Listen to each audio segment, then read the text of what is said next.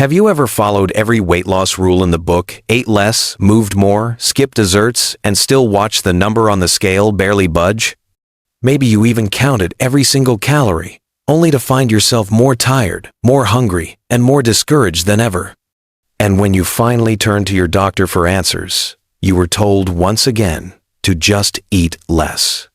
But what if I told you, the issue isn't how much you eat, it's what that food is doing to your insulin? Now, I want to pause right here, because this is where so many people get stuck. It's not laziness. It's not lack of willpower.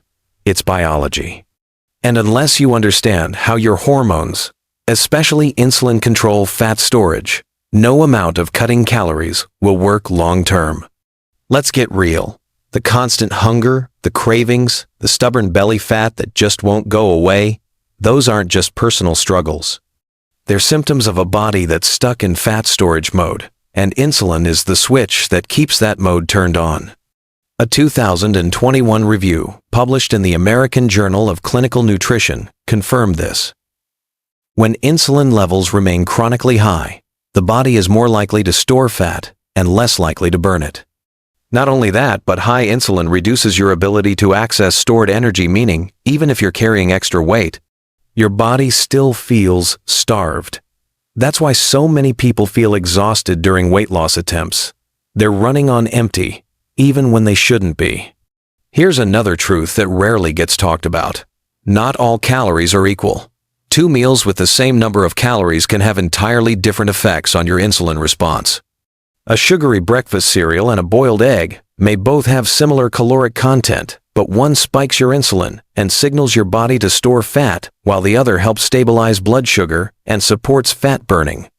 And this is where we start shifting the conversation. Because if you're over 60 and struggling with stubborn weight, it's time to move beyond outdated advice. The truth is, weight loss isn't just about discipline, it's about strategy. And that strategy starts with understanding the hormone that quietly controls the entire process, insulin. Over the next few parts, I'm going to walk you through a practical, proven, and natural approach to resetting your body's fat-burning ability. It's what I call the insulin trick, a simple but powerful shift in how you eat, sleep, move, and time your meals to finally work with your hormones instead of against them. And trust me, once you understand how it works, it might just change everything you thought you knew about losing weight. Let me tell you something that most diet books won't. Insulin isn't your enemy, but it is the gatekeeper. This single hormone decides whether the food you eat gets burned as fuel or locked away as body fat. And the real problem? Many people, especially over the age of 60, are unknowingly keeping that gate closed all day long. Here's how it works. Every time you eat, your blood sugar rises, and your body releases insulin to help move that sugar into your cells. That part is normal and healthy. But when you eat certain types of food, especially ultra-processed meals, sugary snacks, or even healthy, low-fat products, your insulin spikes hard. And when that happens frequently, your body gets stuck in what I call fat lock mode. Now, here's the kicker. When insulin levels are high, your body can't access the fat it already has stored. You could be carrying around extra weight, but your cells are still screaming for energy. That's why you feel sluggish. That's why you feel hungry just an hour after eating. And that's why even when you cut calories, your body resists letting go of the fat. A study published in Diabetes Care, a journal of the American Diabetes Association, found that elevated insulin, not just high blood sugar, is a major predictor of weight gain, especially around the belly. Worse still, many seniors are living with chronically elevated insulin levels without ever being diagnosed. It's a silent trap. And here's another important piece. This insulin imbalance doesn't happen overnight. It creeps up over decades. Years of breakfast toast, sweetened coffee, quick snacks between meals, each one training your body to pump out more and more insulin, until one day, it takes twice as much just to do the same job. That's called insulin resistance, and it's one of the biggest reasons why weight loss becomes harder with age. But here's the good news. Insulin isn't fixed. It responds. It adapts. And once you learn how to gently lower it through your daily choices, not extreme dieting or over-exercising, but smart, sustainable changes, your body will begin to unlock its own fat stores naturally. So, if you've ever felt like your metabolism is broken, or like your body is working against you, it's not your fault. You've just been targeting the wrong thing.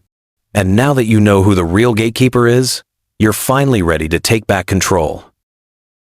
There's a strange thing that happens every morning before you even open your eyes. It's something your body has done every single day of your life, without your permission, without your awareness, and yet, it might be one of the hidden reasons your weight loss has been stalling for years. It's called the dawn effect, and if you've never heard of it, don't worry, most people haven't. But once you understand what it is, you'll see why so many traditional weight loss routines, especially the eat a big healthy breakfast strategy, may actually be working against you. Here's what happens.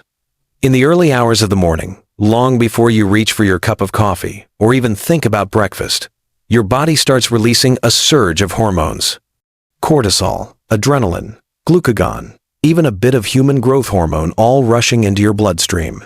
This is nature's way of waking you up, giving you energy, and preparing you for the day ahead. But these same hormones also raise your blood sugar. They do it on purpose to give you fuel in case there's no food available right away. It's a brilliant survival mechanism, but there's a catch. Because once your blood sugar rises, your body responds with, you guessed it, insulin. And when insulin goes up, fat burning shuts off. That's why your body is naturally more insulin resistant in the morning. It's not broken, it's just operating by ancient programming. Back when our ancestors woke up to search for food, their bodies were designed to give them energy from within, not from breakfast. So now imagine this. You wake up with already elevated insulin levels from the dawn effect, and the first thing you do is eat a bowl of cereal, toast, or even fruit and yogurt. That insulin spike stacks on top of the hormones already flowing through your system. And just like that, you've doubled down on fat storage before you've even started your day. This is why so many people feel tired shortly after breakfast. Why they crave sugar again mid-morning. It's not weakness, it's biology, fighting against the clock. But what if, instead of eating right away, you simply waited?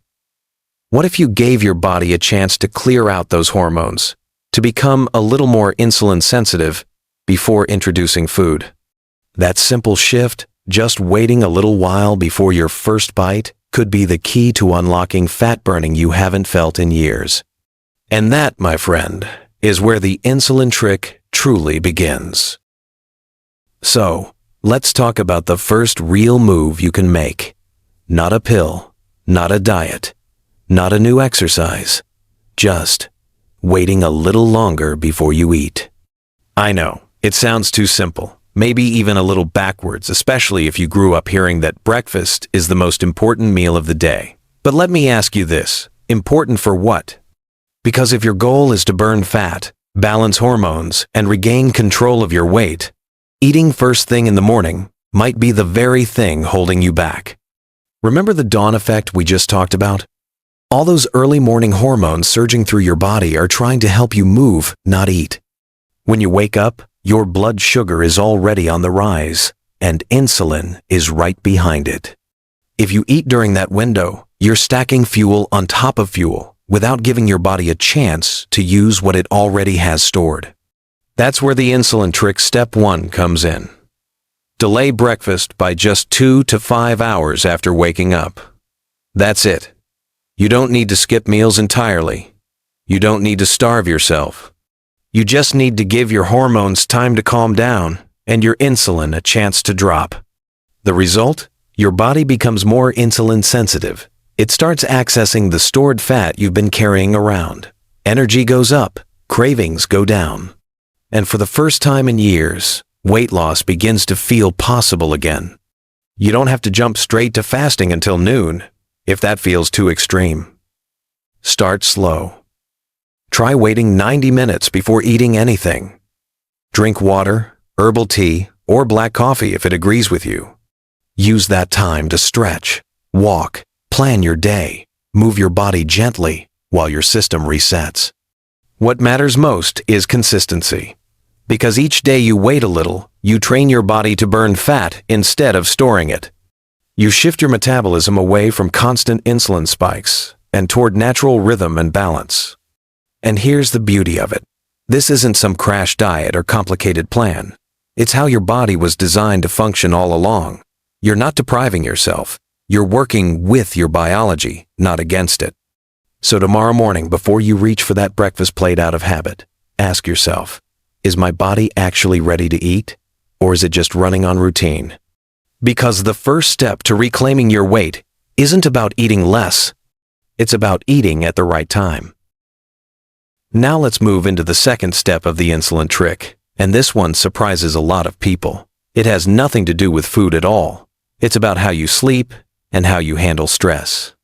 Because the truth is, you could be eating perfectly. You could be timing your meals just right. But if your nights are restless and your days are filled with tension, your insulin will still be working against you. Here's why. Every time you feel stressed, your body releases cortisol. This is your stress hormone. In small amounts, cortisol is helpful. It keeps you alert, helps you respond quickly in an emergency, and even gives you the energy to push through challenges. But when cortisol stays elevated, whether from chronic stress, poor sleep, or even constant worry, your body pays the price. Cortisol's main job is to raise blood sugar. And when blood sugar rises, insulin follows. Now imagine this cycle. You toss and turn at night, getting only 4 or 5 hours of shallow sleep. By the time you wake up, your body already thinks it's under stress. Cortisol levels are 2 to 3 times higher than normal. You're hungrier. You crave carbs. You feel less satisfied after meals. And without realizing it, you set yourself up for another day of fat storage. This isn't weakness. It's chemistry. And it's why so many people feel trapped in a loop of eating more than they want, gaining weight even when they're trying, and blaming themselves for lack of willpower. The reality is, their hormones are dictating the script. But here's the hopeful part. Just as high cortisol can push your insulin in the wrong direction, lowering cortisol can free your body to work in your favor. Something as simple as getting 7 to 8 hours of consistent, high-quality sleep can reset your metabolism in ways no diet ever could. Aligning your bedtime with the natural dark and light cycle helps your body fall into its proper rhythm. Adding calming habits like deep breathing, evening walks, or even 5 minutes of quiet before bed tells your nervous system that it's safe to relax. And when cortisol drops, cravings ease, hunger normalizes, and insulin levels finally get a chance to settle. That's when your body can switch out of survival mode and back into balance. So if you've been fighting weight gain with food and exercise alone, but ignoring your sleep and stress, you've been leaving out half the battle. Sometimes the most powerful fat-burning decision you can make isn't on your plate, it's on your pillow. If the first 2 steps were about timing and rest, this third step is about what you actually put on your plate. Because at the end of the day, your food choices send the strongest signals to insulin. Every bite you take either calms insulin down or pushes it higher, and over time, those small daily decisions are what determine whether your body burns fat or stores it. Here's the problem. Most of the modern diet is built on foods that send insulin into overdrive. Processed snacks, sweetened drinks, refined breads, and pastas. All of these break down into sugar so quickly that your body has no choice but to pump out insulin to keep blood sugar from spiking too high. It works in the short term, but the long-term effect is devastating. Insulin stays elevated, fat burning shuts down, and energy levels crash. That's why so many people feel exhausted just hours after eating. The solution isn't complicated. It's about giving your body foods that digest slowly, release sugar gently, and keep insulin stable. Start with a foundation of healthy proteins like eggs, fish, poultry, or beans if you tolerate them well. Add in healthy fats, think olive oil, avocados, nuts, and seeds that provide steady fuel without the roller coaster. And then load your plate with fibrous vegetables, leafy greens, broccoli, zucchini, cauliflower. These foods not only stabilize blood sugar, they also keep you full and satisfied, so you're not reaching for that mid-afternoon cookie. When you eat this way, something remarkable happens. Your body no longer rides the blood sugar roller coaster. You don't crash 2 hours after lunch. You don't wake up at night from low blood sugar that triggers cortisol spikes. Instead, you feel steady, alert, and in control. And here's where the real magic lies. When blood sugar is stable, insulin stays low. And when insulin stays low, your body can finally tap into stored fat for energy. It's like unlocking a safe that's been sealed shut for years. Think about how freeing that could be. No more constant cravings pulling you off track. No more guilt after every snack. Just a calm, steady sense of energy because your body is finally running the way it was designed to. So as you move forward, remember this. It's not about starving yourself or cutting portions down to nothing. It's about choosing foods that work with your hormones instead of against them. Stabilize your blood sugar, and you give your body permission to burn fat naturally. That's the third step of the insulin trick, and it can change everything. For many people, the day doesn't truly begin until that first sip of coffee. And truthfully, there's nothing wrong with that. Coffee itself can be rich in antioxidants. It can boost mental alertness, and it can even support longevity when enjoyed in moderation. But when it comes to insulin and weight loss, the timing and context of your coffee habit can make a world of difference. Remember the dawn effect we talked about earlier? In those early morning hours, your body already has higher levels of cortisol and adrenaline flowing. These hormones raise blood sugar, and insulin quietly follows. You're naturally more insulin resistant in the morning, which means your body is already in a state where it has a harder time handling extra spikes. Now add a traditional breakfast of toast, cereal, or fruit juice on top of that, and insulin surges even higher. But if you throw in caffeine at the same time, especially alongside carbs, it's like pouring fuel on the fire. Here's where people get confused. They hear that coffee spikes insulin, and suddenly they believe they can never drink it in the morning again. That's not true.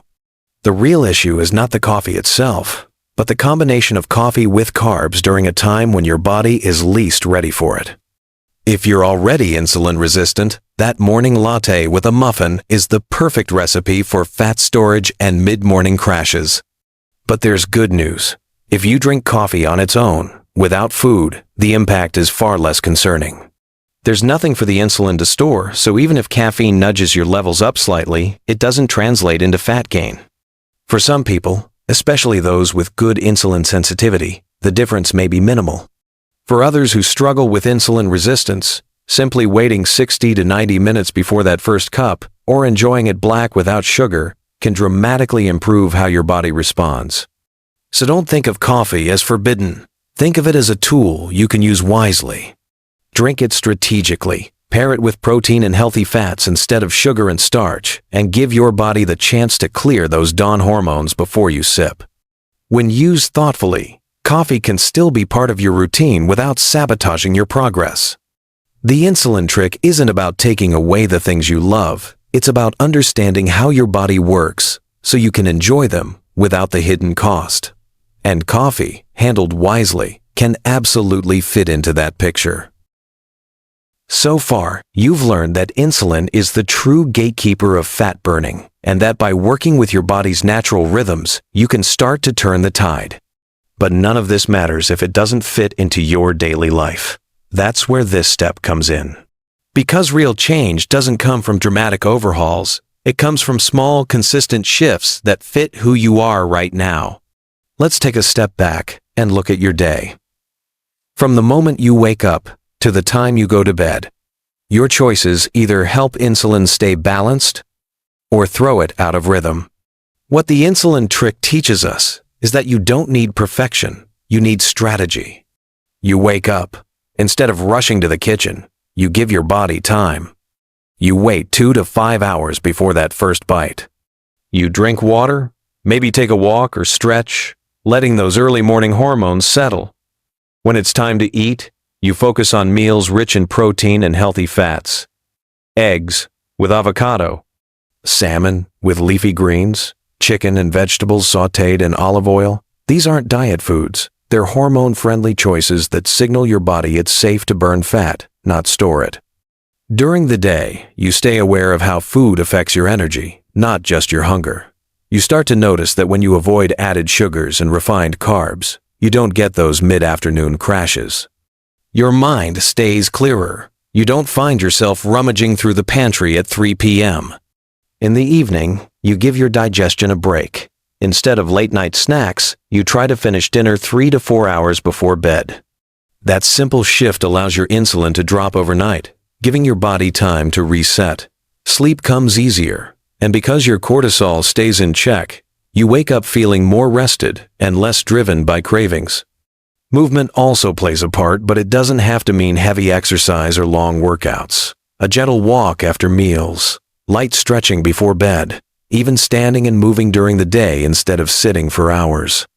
These small bursts of activity improve insulin sensitivity and help your muscles soak up blood sugar without needing more insulin. None of this requires a gym membership or counting every bite. It just asks for awareness. Awareness of how timing, food, movement, and rest all come together in a rhythm your body was always meant to follow. And when that rhythm returns, your metabolism responds. Fat that once clung stubbornly begins to melt away, not because you fought your body, but because you finally worked with it. That's what a real lifestyle shift looks like. Not punishment, partnership. There's a simple, almost effortless step that can help lower insulin spikes, support digestion, and gently guide your body back into fat-burning mode. It doesn't require a prescription, a complicated diet, or any expensive supplements. In fact, it might already be sitting in your kitchen. I'm talking about something as basic as apple cider vinegar or lemon water before meals. And while it might sound like one of those internet health fads, there's real science behind this simple habit, and for those over 60, it can be a powerful ally in the fight against insulin resistance. Let's start with how it works. When you drink a small amount of diluted apple cider vinegar or fresh lemon juice before eating, especially before carbohydrate-containing meals, it helps slow down the digestion and absorption of sugars. That means your blood sugar doesn't spike as sharply, and as a result, your body doesn't have to release as much insulin to handle the load. Even more importantly, this effect is immediate. You don't have to wait weeks or months to feel the difference. Some people report feeling fuller, more stable, and less hungry shortly after starting this habit. Why? Because when insulin stays lower and steadier, your hunger hormones stay better regulated. You avoid the post-meal crash. You reduce cravings later in the day, and slowly, your body starts to prefer burning stored fat for energy rather than clinging to it. Here's how to do it safely. Before your largest meal or any meal with starch or sugar, try mixing 1 tablespoon of apple cider vinegar or fresh lemon juice with a glass of water. Sip it about 10 to 15 minutes before you eat. Make sure it's diluted to protect your teeth and your stomach lining. And if you're new to it, start with a teaspoon and work your way up. Now, is this a magic fix? No. Nothing replaces healthy food, movement, and good sleep. But this small action works beautifully alongside the rest of the insulin trick. It's like greasing the gears, helping your body do what it already wants to do. Burn fat, not store it. So if you've ever felt like every meal sends you into a fog of fatigue or a spiral of cravings, this might be the missing piece. 1 glass, 1 moment of intention, and another step toward the energy and balance your body's been craving all along. Now you've seen it all, the truth about insulin, the morning trap, the sleep-stress connection, the power of timing, food, movement, and even a splash of vinegar or lemon. And here's what I hope you realize. You are not stuck. Because this wasn't just a list of health tips. This was a blueprint, a plan designed for the way your body works after 60. A plan built not on restriction, but on understanding. You don't need to starve yourself. You don't need to run marathons. You don't even need to be perfect. What you need is consistency. A few intentional shifts, delaying breakfast, sleeping better, choosing the right foods, waiting a little before that morning coffee, adding gentle movement, and supporting your metabolism with a little vinegar or lemon. These aren't big, flashy changes. They're sustainable ones, and they work with your body, not against it. That's the insulin trick in its purest form. resetting your metabolism by respecting your biology. And it's never too late. You could be 60, 70, even 80. Your body is still listening. It still responds to care, to rhythm, to intention. Fatigue can lift. Belly fat can shrink. Energy can return. And confidence, that quiet strength that comes from knowing you're doing something good for yourself, that can grow every single day. So as we close this journey, I want to leave you with this. You are not broken. You've just been following advice that never honored how your body truly works. Now you know better. And that means you can do better, not harder, but smarter. If this video gave you even one helpful insight, please consider liking it or sharing it with someone you care about. And if you've already started your own comeback, tell us about it in the comments. Someone out there needs your story to find their way back too. You're stronger than you think, and your journey back to health, it starts right here.